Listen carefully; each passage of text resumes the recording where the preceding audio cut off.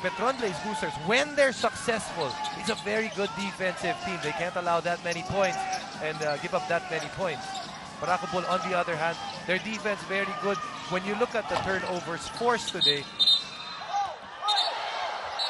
samantala sa tapikan ng bola doon, Will McDonald getting it, was hit by Mick Pinisi, but Mick was thrown the ball by Will McDonald. But the reaction was a bit late. medyo nahuli lang. Ito, makikita natin sa slow-mo, nagkatama sa braso. Uy, delayed reaction. Hindi. Pero tinatawag na masama lang yung signal. Nahuli lang. Oo. And the people here in the Coliseum, napanood nila yung replay. Pati sila Tingnan natin. Kumbaga huli lang ang sound. Oo.